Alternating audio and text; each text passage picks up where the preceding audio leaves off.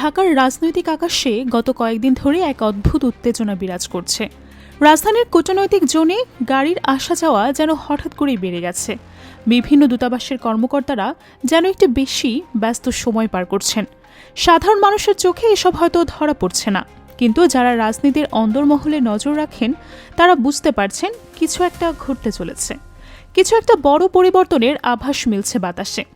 গতকাল সকালে একটা ঘটনা ঘটল যা পুরো রাজনৈতিক মহলে ঝড় তুলে দিয়েছে। ব্রিটিশ হাইকমিশনার নিজে সশরীরে হাজির হলেন এমন একটা অফিসে যেখানে কিছুদিন আগেও পশ্চিমা কূটনৈতিকদের যাওয়ার কথা কল্পনাও করা যেত না।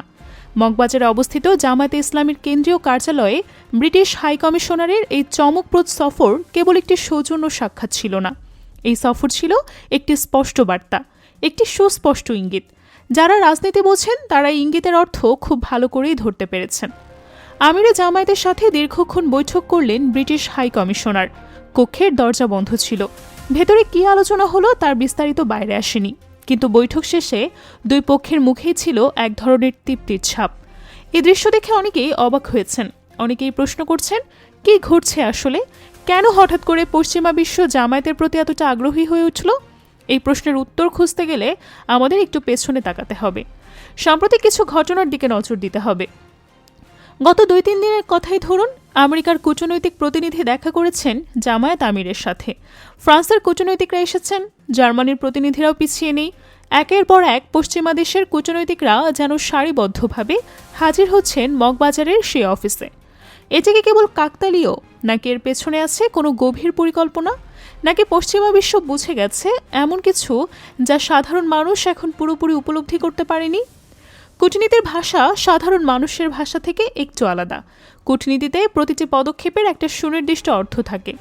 একজন হাই কমিশনার যখন কোনো রাজনৈতিক দলের অফিসে সশরীরে হাজির হন, তখন সেটা শুধু চা বিস্কিট খেতে আসা নয়, এটা একটা স্বীকৃতি, এটা একটা সম্মান, এটা একটা বার্তা যে আমরা তোমাদের গুরুত্বপূর্ণ মনে করি, আমরা মনে করি তোমাদের সাথে কথা বলা দরকার, আমরা মনে করি ভবিষ্যতে তোমাদের ভূমিকা থাকবে। এই বার্তাটি কিন্তু শুধু জামায়াতের জন্য না, এই বার্তাটি পুরো বাংলাদেশের জন্যই, এই বার্তাটি অন্যান্য রাজনৈতিক দলগুলোর জন্য। বিশেষ করে বিএনপির জন্য এই বার্তাটি হয়তো সবচেয়ে কষ্টদায়ক, কারণ বিএনপি মনে করত পশ্চিমাদের সাথে সম্পর্কের ক্ষেত্রে তারাই এগিয়ে, তারাই পশ্চিমাদের পছন্দের দল। কিন্তু হঠাৎ করে তারা দেখছে অন্য একটি দল তাদের ছাড়িয়ে যাচ্ছে, অন্য একটি দল পশ্চিমাদের কাছে বেশি গ্রহণযোগ্য হয়ে উঠছে। বিএনপির মহাসচিব মির্জা ফখরুল ইসলাম আলমগীরের প্রতিক্রিয়াটি এই প্রসঙ্গে খুবই তাৎপর্যপূর্ণ। তিনি বলেছেন, আমেরিকা বা পশ্চিমাদের সাথে জামায়াতের সম্পর্ক ভালো কিছুর ইঙ্গিত করে না। এই কথাটি শুনে অনেকেই অবাক হয়েছেন, কারণ এতদিন বিএনপি বলে আসছিল যে পশ্চিমাদের সাথে ভালো সম্পর্ক থাকা দরকার, গণতন্ত্রের জন্য পশ্চিমা সমর্থন জরুরি। কিন্তু আজ যখন সে পশ্চিমারা জামায়াতের দিকে ঝুঁকছে, তখন হঠাৎ করেই সেই সম্পর্ক খারাপ হয়ে গেল কেন? এই প্রশ্নের উত্তর খুঁজতে গেলে আমাদের বুঝতে হবে বিএনপির বর্তমান মানসিক অবস্থাটা কেমন। তারা স্পষ্টতই উদ্বিগ্ন, তারা স্পষ্টতই চিন্তিত। তারা দেখছে যে মাঠটা তাদের একচেটিয়া দখলে ছিল, সেখানে নতুন খেলোয়াড় এসে গেছে এবং সেই নতুন খেলোয়াড় তাদের চেয়ে ভালো খেলছে। এই বাস্তবতাটা মেনে নেওয়া কঠিন, কিন্তু বাস্তবতা তো বাস্তবতাই।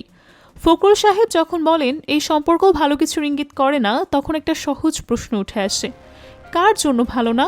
দেশের জন্য নাকি বিএনপির জন্য? পশ্চিমারা যখন বিএনপির অফিসে যেতেন তখন সেটা ছিল গণতন্ত্রের বিজয়, সেটা ছিল আন্তর্জাতিক সমর্থনের প্রমাণ। কিন্তু সেই একই পশ্চিমারা যখন জামায়াতের অফিসে যাচ্ছেন, তখন সেটা হয়ে যাচ্ছে ষড়যন্ত্র। এই দ্বিমুখী নীতি মানুষ বুঝতে পারছে, মানুষ দেখছে কে কতটা আত্মবিশ্বাসী আর কে কতটা ভীত। আসলে যা ঘটছে তা হলো এক বিশাল পালাবদল, শুধু বাংলাদেশে নয়, পুরো দক্ষিণ এশিয়ায়। এই পালাবদলের কেন্দ্রে আছে একটি দেশ যার নাম ভারত। ভারত দীর্ঘদিন ধরে এই অঞ্চলে একটা বড় ভাইয়ের ভূমিকা পালন করে আসছে। তারা মনে করত এই অঞ্চলের প্রতিটি দেশের উপর তাদের প্রভাব থাকা উচিত, প্রতিটি দেশের অভ্যন্তরীণ বিষয়ে তাদের নাক গলানোর অধিকার আছে। কিন্তু সেই দিন এখন শেষ হতে চলেছে। মালদ্বীপের দিকে তাকান, সেখানে ভারতকে তাদের সেনা সরিয়ে নিতে হয়েছে। মালদ্বীপের জনগণ স্পষ্ট বার্তা দিয়েছে যে তারা ভারতের দাদাগিরি মানবে না। নেপালের দিকে তাকান, সেখানেও ভারতের চোখ রাঙানি কাজ করছে না। নেপালের রাজনীতিবিদরা এখন অনেক বেশি স্বাধীনভাবে কথা বলছেন। শ্রীলঙ্কার দিকে তাকান, তারা চীনের দিকে ঝুঁকছে। হাম্বানটোটা বন্দর চীনের হাতে চলে গেছে, ভারত সেটা ঠেকাতে পারেনি। আর বাংলাদেশে যা ঘটেছে তা হলো সবচেয়ে বড় ধাক্কা ভারতের জন্য। 5 অগস্ট 2024। এই তারিখটি বাংলাদেশের ইতিহাসে স্বর্ণাক্ষরে লেখা থাকবে। এই দিনে একটি জনবিপ্লব ঘটেছে, একটি স্বৈরাচারী সরকারের উত্থান হয়েছে। কিন্তু শুধু সরকার উৎখাতই নয়, এই বিপ্লবের মধ্য দিয়ে একটি নতুন প্রজন্ম জেগে উঠেছে, একটি নতুন চেতনা তৈরি হয়েছে, এবং সেই চেতনার মূল বিষয় হলো জাতীয় সার্বভৌমত্ব, ভারতের আধিপত্য থেকে মুক্তি।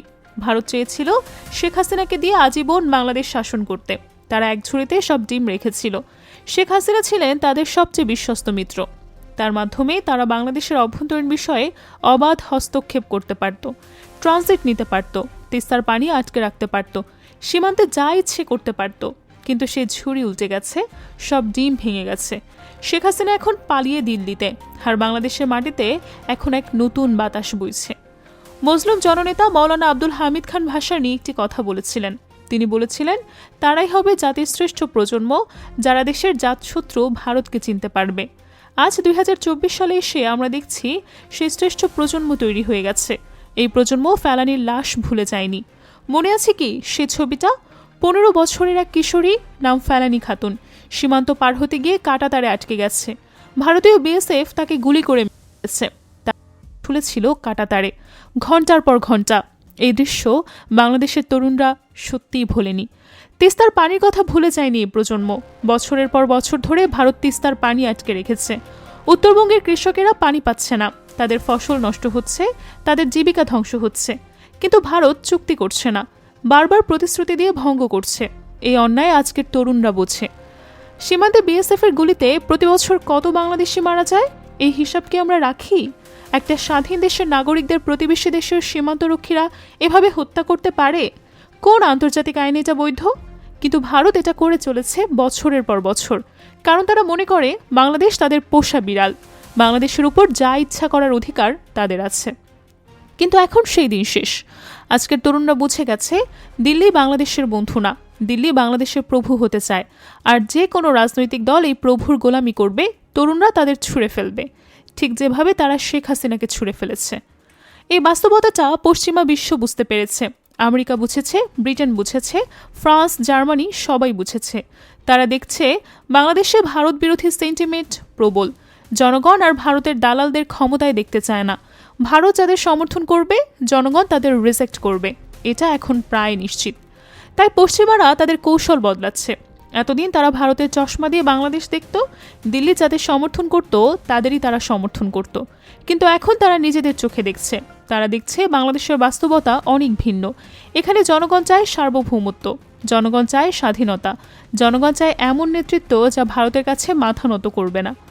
এবং এই বাস্তবতায় জামায়াত এক অনন্য অবস্থানে আছে, কারণ জামায়াত কখনো ভারতের সাথে আপোষ করেনি।